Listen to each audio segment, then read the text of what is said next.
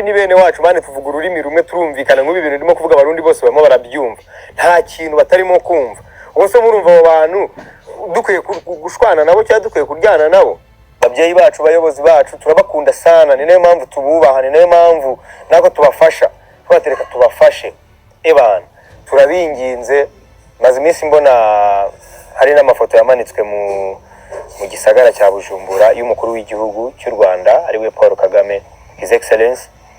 Why not tutabona si foto nyine ya president nawe w'u Burundi nayimanitse mu mujyi wa Kigali. Erega nitwe tubikora abantu nitwebwe tubikora nitwebwe tujya inama nitwebwe dushyiraho amategeko tukavuga ngo aya mategeko reka tuyakurikize. So ngewe nifuza ko ababyeyi bacu abaperezida bacu babiganiraho. Ngewe nta mu president numwe ku isi ntubaha.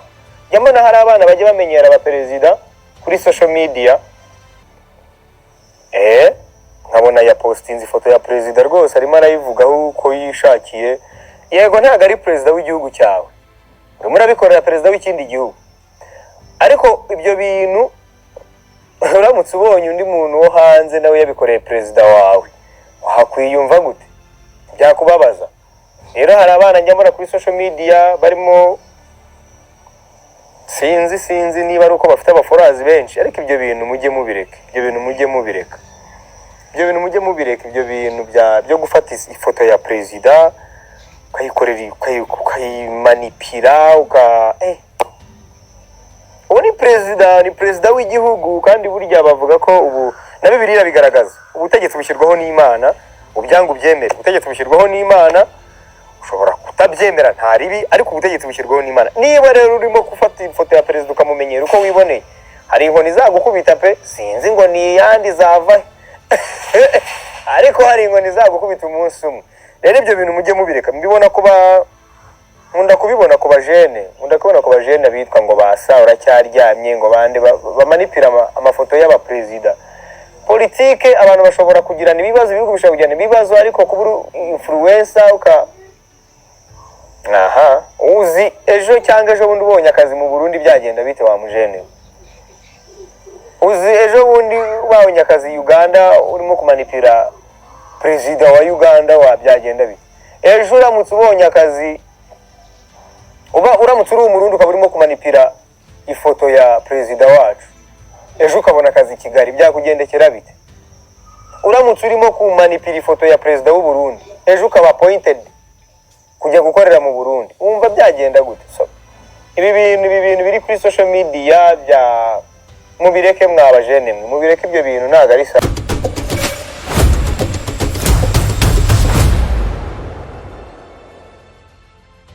Crown big up on yourself man. Ni umugabo cyangwa ni umusore wibera mu gihugu cy'u Burundi ni umuhanga sana azi kwandika indirimbo kandi ni n'umuhanga mu melody. So yaranyandikiye arambwira ariko hari akaririmbo mfite hano mfise mutama wo kumviriza ariko no ni nge ahubwo wamubwiye baramumpaye namuhaye n'umuntu witwa Alvin Smith. Yo la vache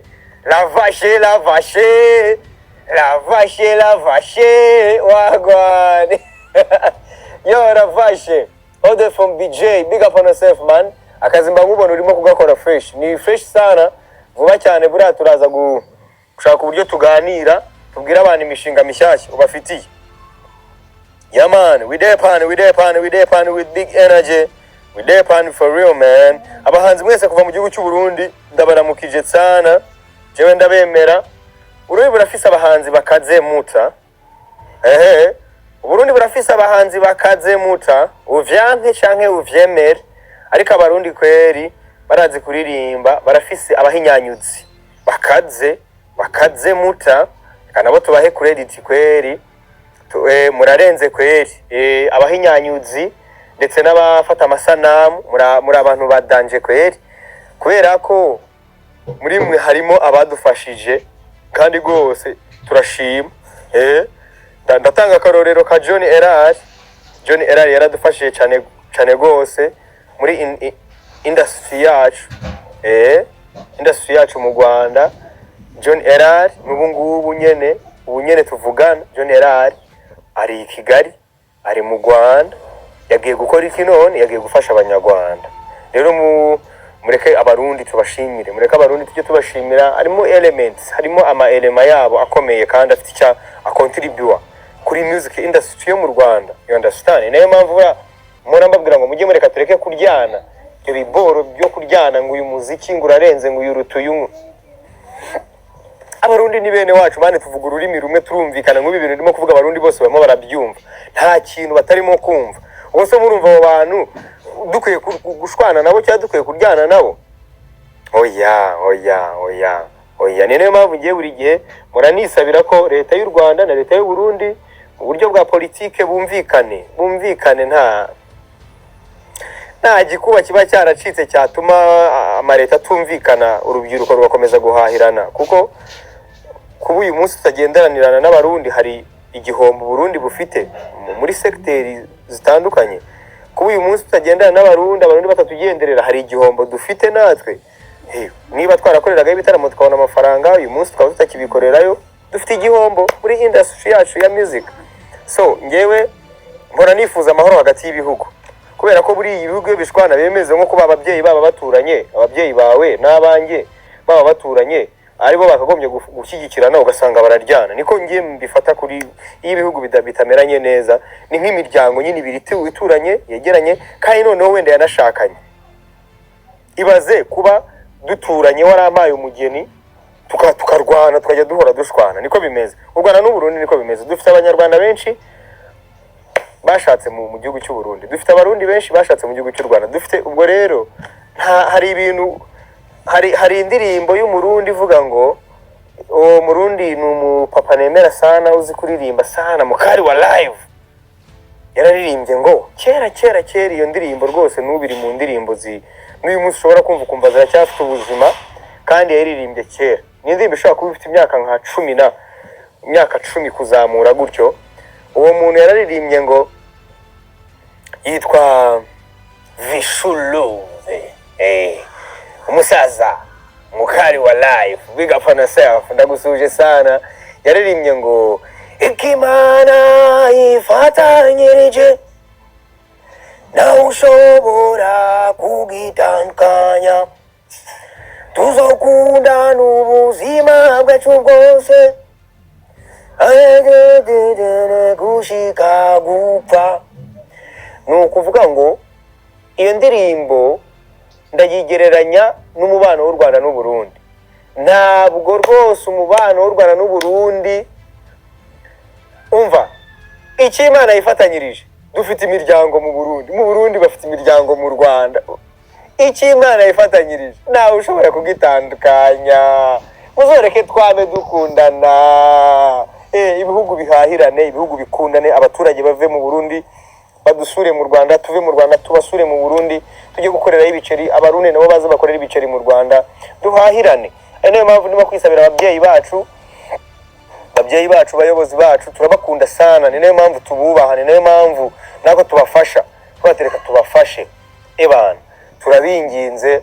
Maze iminsi mbona hari n'amafoto yamanitswe mu gisagara cya Bujumbura y'umukuru w'igihugu cy'u Rwanda ariwe Paul Kagame, His Excellence.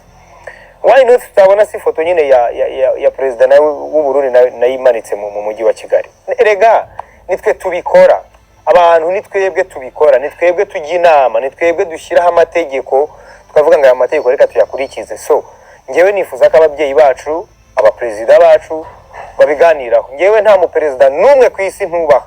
Nyamara hari abana bajya bamenyera abaperezida kuri social media, nkabona ya postinze ifoto ya president rwose arimo arayivugaho uko yishakiye. Yego ntago ari president w'igihugu cyawe, urimo urabikorera president w'ikindi gihugu. Ariko ibyo bintu uramutse ubonye undi muntu wo hanze nawe yabikoreye president wawe, wakwiyumva gute? Byakubabaza. Rero hari abana njyambona kuri social media barimo sinzi niba ari uko bafite abaforazi benshi, ariko ibyo bintu mujye mubireka, ibyo bintu byo gufata ifoto ya president ukayikorera ukayimanipira ubu ni president w'igihugu. Kandi burya bavuga ko ubu na Bibiliya bigaragaza ubutegetsi bushyirwaho n'Imana, ubyangu byemere, ubutegetsi bushyirwaho n'Imana, ushobora kutabyemera nta ribi, ariko ubutegetsi bushyirwaho n'Imana. Niba rero urimo gufata ifoto ya perezida ukamumenyera uko wiboneye, hari inkoni zagukubita pe, sinzi ngo ni yandi zava ariko hari inkoni zagukubita umunsi umwe. Rero ibyo bintu mujye mubireka. Mbibona kuba nkunda kubibona ku bajene bitwa ngo basa uracyaryamye, ngo bande bamanipira amafoto y'abaperezida. Politike abantu bashobora kugirana ibibazo, ibihugu bishobora kugirana ibibazo, ariko kubura influencer uzi ejo cyangwa ejo bundi ubonye akazi mu Burundi byagenda bite wa mujene? Uzi ejo bundi ubonye akazi Uganda urimo kumanipira perezida wa Uganda wa byagenda bite? Ejo uramutse ubonye akazi uramutse uri umurundi ukaba urimo kumanipira ifoto ya perezida wacu, ejo ukabona akazi Kigali byakugendekera bite? Uramutse urimo kumanipira ifoto ya perezida w'u Burundi, ejo ukaba appointed kujya gukorera mu Burundi, umva byagenda gute? So ibi bintu biri kuri social media bya mubireke mwabajene mwe, mubireke ibyo bintu ntago ari sawa. Ariko kuki mutakora ama post menshi ahubwo muvuga ngo why not Rwanda and Burundi are not working together mu buryo bwa politiki? Kuki tutapostinga amafoto menshi y'ibyiza tuvuga tuti no nk'urubyiruko turifuza ko raising voice zacu, tuvuge ko dukeneye ubuhahirane hagati y'u Rwanda n'u Burundi n'ibindi bihugu, dukeneye imipaka ifungurwe. Ni ukuvuga ngo kugeza amagingo aya ntabwo turabona urubyiruko ruhaguruka ngo ruvuge ngo dusabye ababyeyi, abakuru b'ibihugu gushyira hamwe no gukemura ikibazo cya politike kiri hagati y'ibihugu byombi, hanyuma dukomeze twidagadure duhahirane nk'uko byari bisanzwe. Ariko tubona post zimanipira amwe mu mafoto y'abaperezida biki, izo post zo ziraboneka. Ariko urwo rubyiruko mukwiye gukora ibyo ngibyo, cyangwa ubwo mukwiye gufata iya mbere mu gushaka kunga ibihugu. Nkeka kuko mukora byose kuko ntabwo ari ukunga ibihugu. Kunga ibihugu ni ukureyizinga ama voices yanyu muvuga muti no, dore ibyiza u Burundi budufitiye nibi, dore ibyiza u Rwanda rudufitiye nibi. Abajene bo mu Burundi bakavuga bati dore ibyiza u Rwanda rudufitiye ngibi bikurikira ni byinshi. Abajene mu Rwanda bakavuga dore ibyiza u Burundi rudufitiye ngibi, twashatseyo, dufiteyo abana, dufiteyo abagore, dufiteyo abagabo, dore ibyo u Burundi butuma ngibi. Hanyuma murebe ko nituba benshi turi urubyiruko dufite ayo majwi batari butwumve. Ariko turamanipira abaperezida ari abajene ngo nuko bamaze kugira abafurazi benshi. Sinzi niba ari akazi bahawe, sinzi niba ari akazi bipanze, ariko ibyo bintu mubireke. Ibyo bintu mubireke byo gufata amazina y'abantu by'umwihariko abaperezida ugasanga bafashe ifoto ya perezida rwose cyangwa video ye urimo abajene mwe. Reka twikomereze ubwo ibyo nabyo mushaka kubigira urubanza ngo ko mbavuzeho, kandi ibyo muba mukora ntago ari byo. Kandi ngiye ibintu byose nzabona murimo gukorera kuri social media, nanjye nkoresha social media, nizambona hari ibyo murimo gukora bitari byo nzayenza mbabwire.